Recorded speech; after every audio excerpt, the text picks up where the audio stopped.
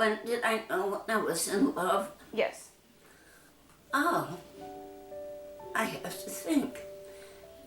What happened was, when I was in college, my roommate had a big crush on a boy named Arthur Conway. And Arthur Conway went to Fairfield University. And my roommate, whose name was Pat McMiniman, invited Arthur to come to St. Joseph College, where we were in school, to a dance. And St. Joseph was in West Hartford, Connecticut, so it was a bit of a drive. And Arthur Conway said, I will come to your dance if I can bring a friend. And so his friend was George Lacavera. And Pat McMiniman said, would I go on a blind date with George Lacavera? And I did. I can't say I fell in love right away because I was dating a lot of other boys, but I liked him.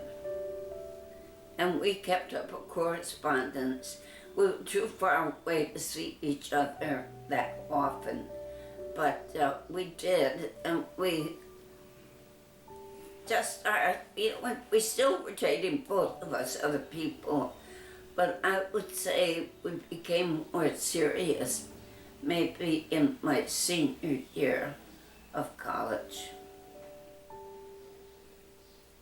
And that's, I mean, all of us have other people that we fall in love with along the way, but it doesn't work out for one reason or another. And this just started with liking him as a friend. And the more I got to know him, I enjoyed his company. And all of a sudden, it wasn't like love at first sight. It was liking at first sight, if that makes sense. And I did like him.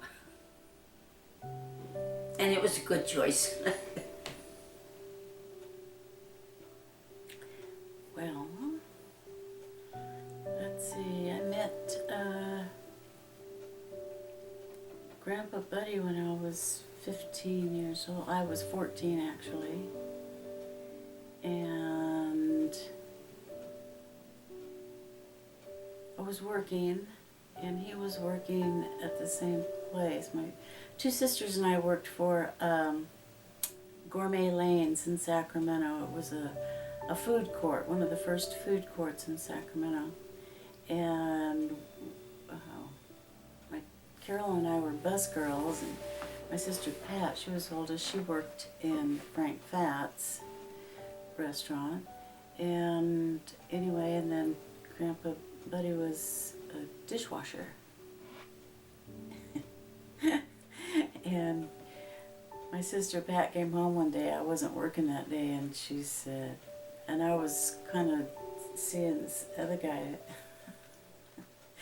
and she goes, oh my God, we got a new dishwasher at work, and he's cuter than Tom. So, I said, oh really? So, the next day, whenever I went back to work, then I saw him, and anyway, we just kind of, he asked me out, and that's how it started. But my mother thought that I was double dating, because my oldest sister Pat, she had to double date when she was 16. In other words, she had to go with another couple, right? And so she thought I was double dating with my sister Carol, but I wasn't. Anyway, so yeah, so we dated, and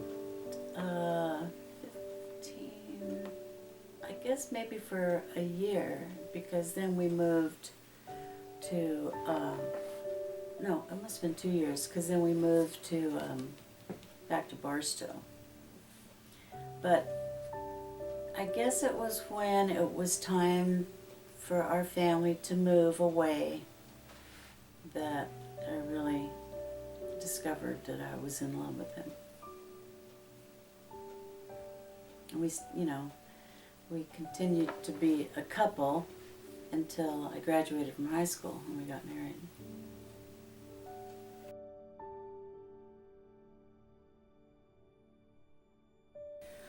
My wedding day was actually in August 6th, which is not usually a nice month, but it was a beautiful day.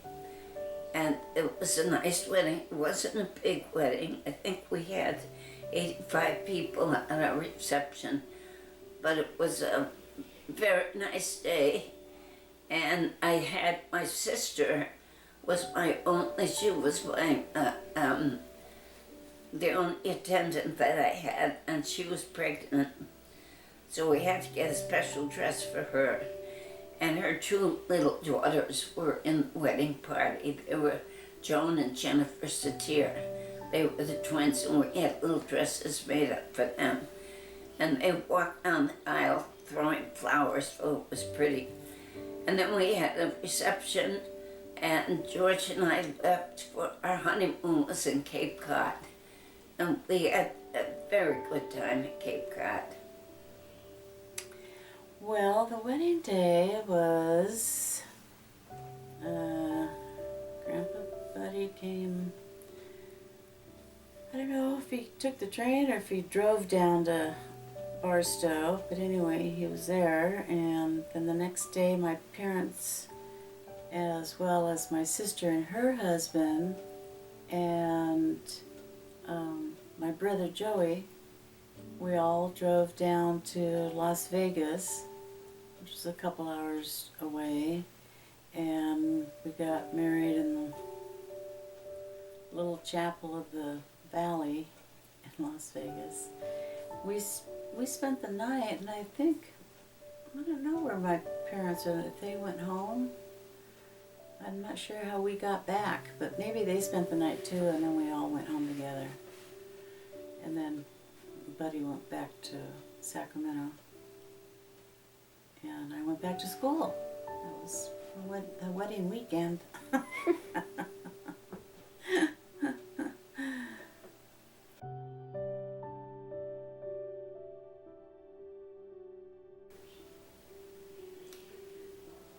Well, I guess,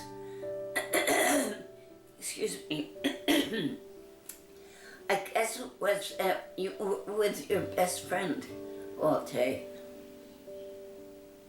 Because he was my best friend. You know, I loved him, but he was also my best friend. And he had a good sense of humor and loved to travel. And I like to do that too. We both loved to go to the movies. We were great, great, great movie buffs. We both liked to read. He liked adventure stories, spy novels, whatever. I liked a whole potpourri of books, but we were very compatible as far as what we liked to do. He was a good man, and he was kind and very generous. He was a very generous person. So we had a good marriage. As I said, in a marriage, it's very important to be best friends. And we were.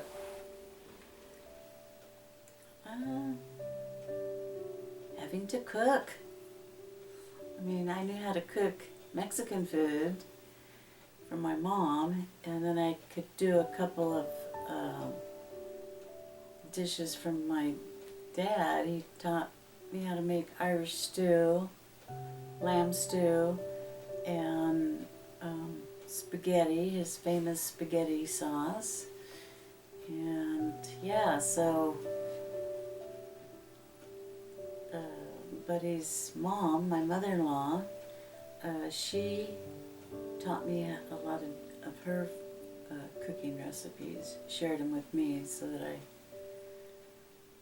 so Buddy would have some food that he was used to.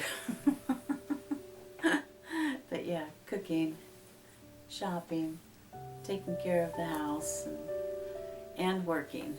So that was a pretty big endeavor at 17 years old.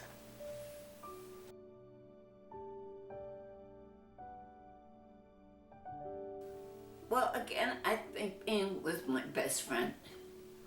And we had, as I said, we had a wonderful time traveling. We did a lot of traveling. And we went to, uh, uh, we got married when Papa he was at Columbia in New York City. And we got married after his sophomore year in dental school. And we were very friendly with two couples, the Towers and the Cohns. One was from New Jersey, one was from New York. We were from Connecticut. So we called ourselves the Tri-State Dental Friends, and we did a lot of traveling with them.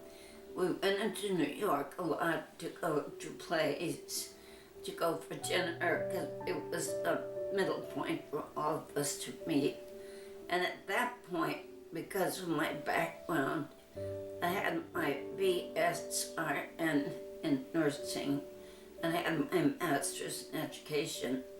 So while we were married, I taught school in Pelham Manor, New York, and in the summertime I worked at the hospital that was nearby.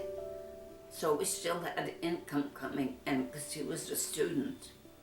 Then after he finished dental school, in those days, Maeve, anybody in the medical field, whether they were dentists or physicians, they were eligible for the draft and for military service.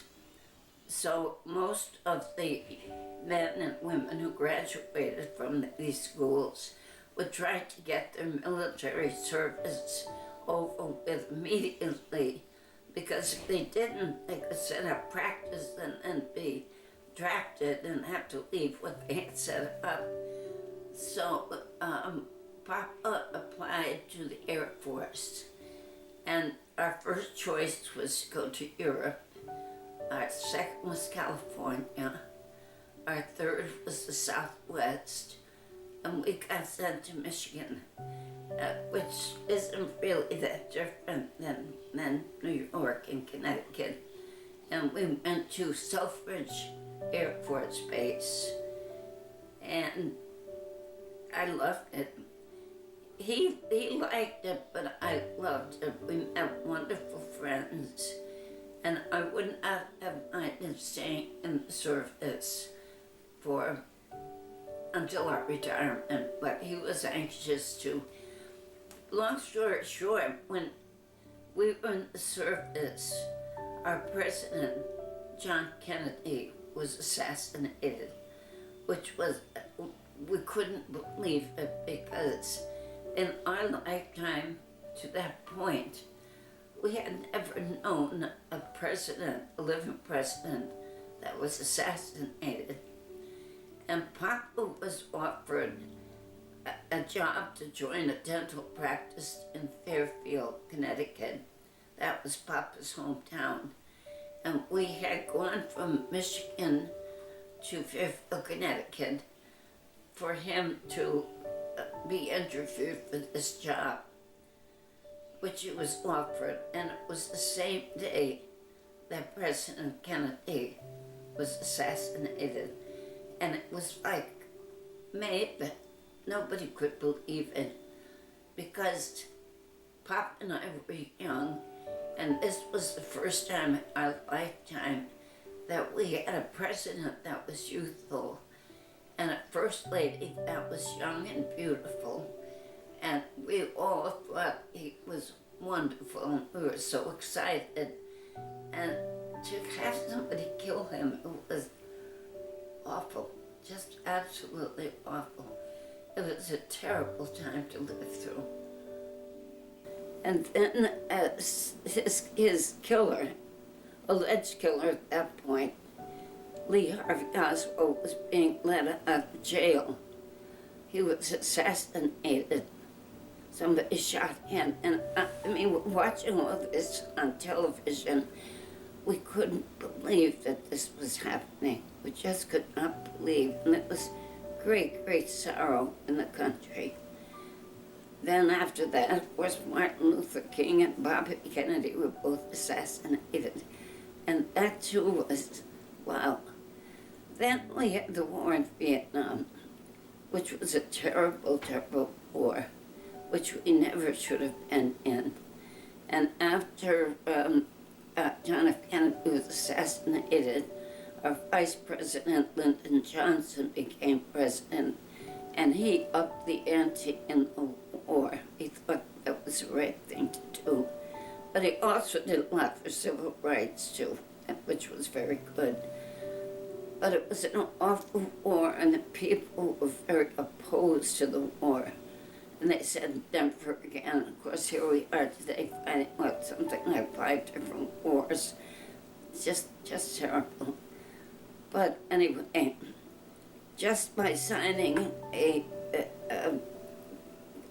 would have people that would come around for you to sign your opposition to the war. And of course, then you were under FBI surveillance. I was one of those people signed against that war. It was a horrible war. And it caused so many needless deaths of our soldiers and the people in Vietnam. It was just awful. But then we went on and I don't know, things were better. Mr. Nixon, when he was president, that was a big shock too, because he had to leave office because he had lied under oath about the tapes. They were spying on the Democratic National Committee, and that was shocking to see. So Vice President Ford took over, and there was a lot of turmoil in the country. The best part? Let's see. The best part.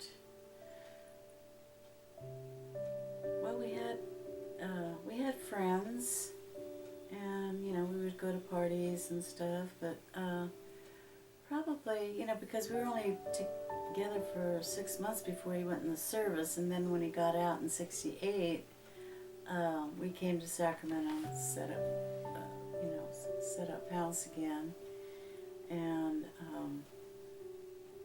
that was like, we'd been married for almost 3 years, and that's when I applied for a job with the county of Sacramento. That's when I found out I was pregnant, because they give you a physical, and they're the ones that told me I was pregnant. I didn't know I was pregnant, and with your dad, with Lee, and so I think the happiest part was having the children. Kids always make life more fun, and we were young and easy to do things. We did a lot of camping and fishing. We did hunting, all that stuff with both the boys.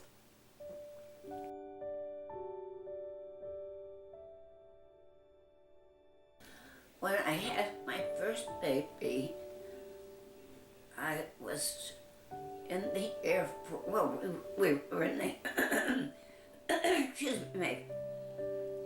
We were in the Air Force, and I was 27 years old.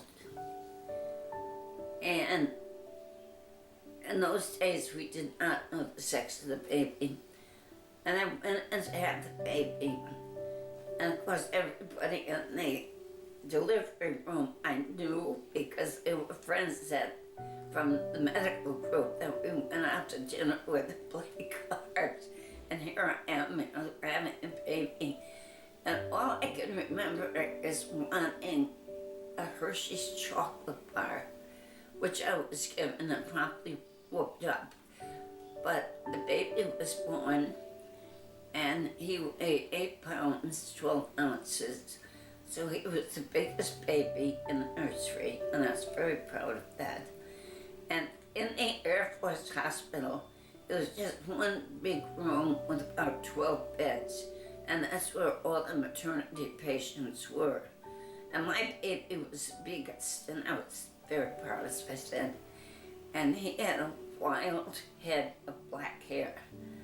And in those days, the young airmen were the baby nurses, and they come out with the babies and they'd slick down my baby's hair, and just in a matter of 2 minutes it was sticking up. So they all called him Angelo Pepitone. That was your Uncle George. He was our first baby.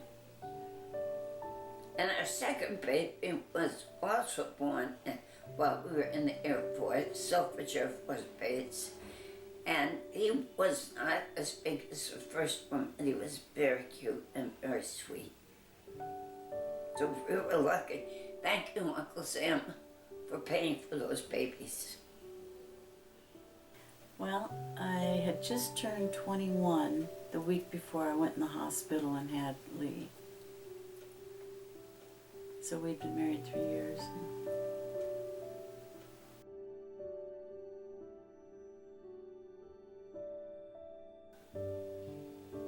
I loved being a mother. And I did, when I was a child, I did not like to play with dolls, and I did a lot of babysitting, but I was not a doll person. But I absolutely loved being a mother. I loved him. Yeah, it was. I mean, I didn't feel like there were any surprises. It was fun raising the kids, watching them grow up and listening to their, learning. There's so many things you have to teach your children that is amazing. They don't know anything. You have to teach them everything. How to go potty, how to eat properly, all that stuff. You got to teach them to walk, you got to teach them to ride a bike, everything. So, it's a big responsibility, and we were great parents. We, did what we had to do to get, to raise them, so it was fun. That's probably the best part of my whole life, was raising the kids.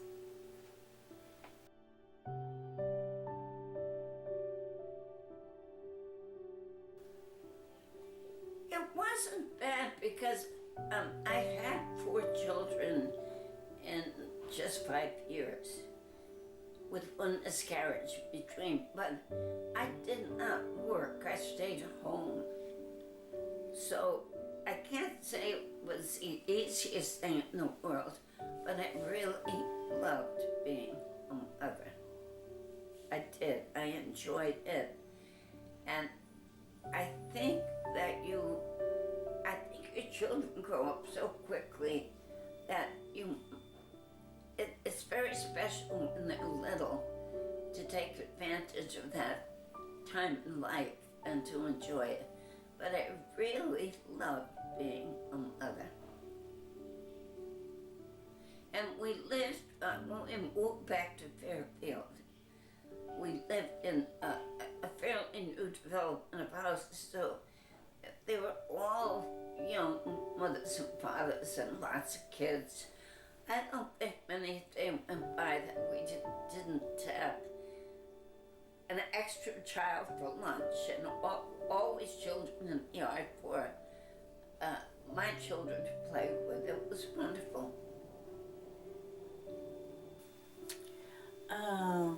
Yeah, when you have your first child, you are kind of nervous. You want everything to be just right. I remember when I brought Lee home from the hospital, he was the firstborn, and our little duplex had hardwood floors. Well, when people came over, because it made a lot of noise, I'd make everybody be really quiet. Be quiet, the baby's sleeping, And, but then by the time the second one comes along, you've been through all that stuff, and it's no big deal, so people could make as much noise as they want. The baby's still going to sleep through it. So, yeah, it was a lot easier with the second one. You learn about it the first go around, and then it's a lot easier.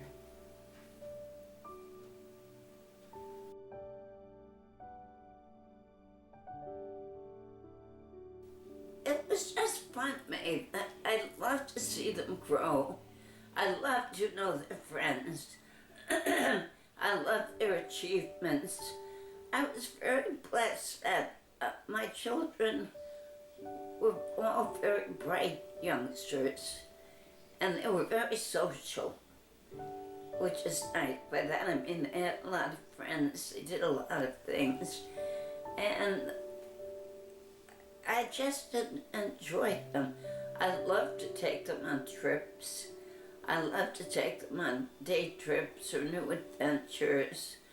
I like to see them doing artwork, creative things, reading books, playing with their friends. I just absolutely loved motherhood.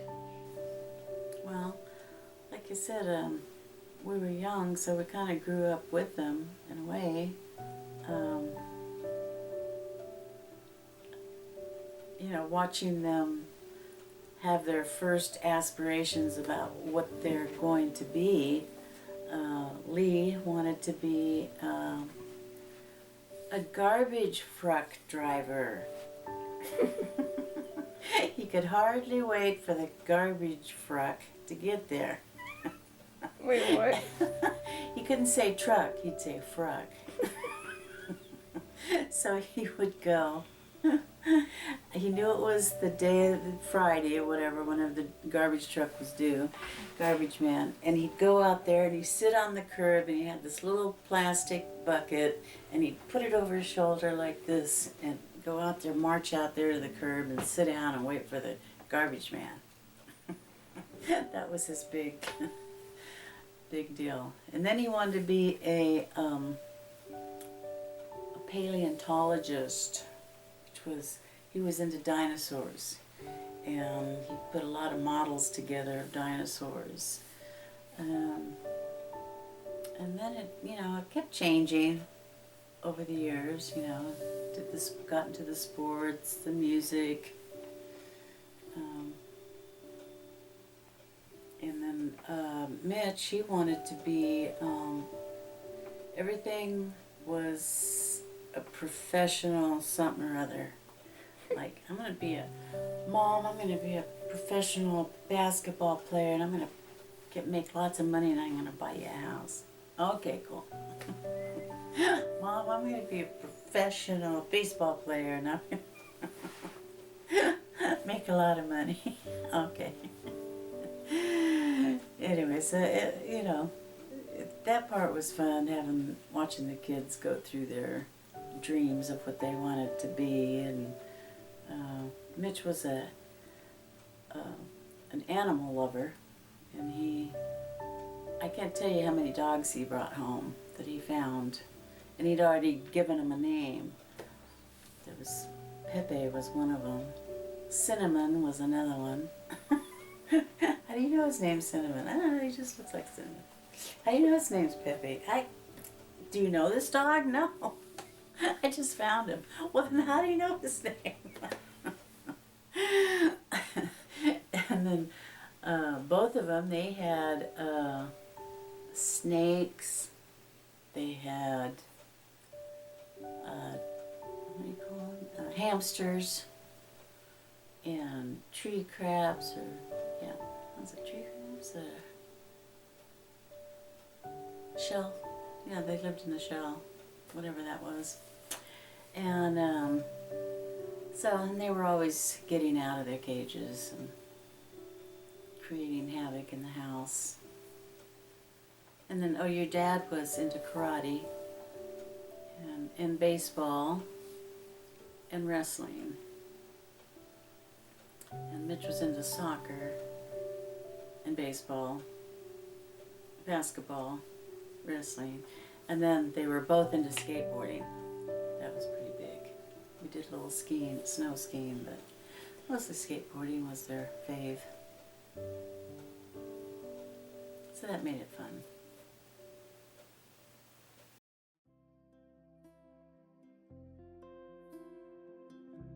With the world. Yes. Well, I think I obviously was very interested in my children and wanted to do the best for them. So we had a lot of mothers that I was friendly with. We had a lot of children friends that I still love to this day and love to see. It just made me very happy.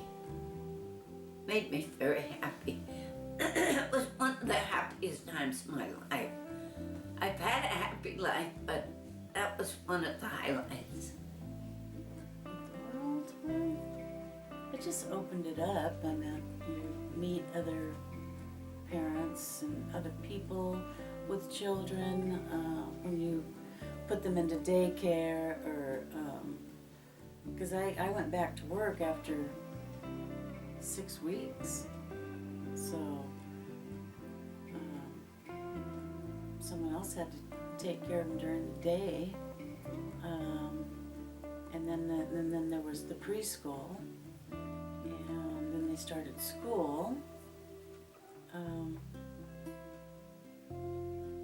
then I did get to stay home for 7 years with both of them. After I had Mitch,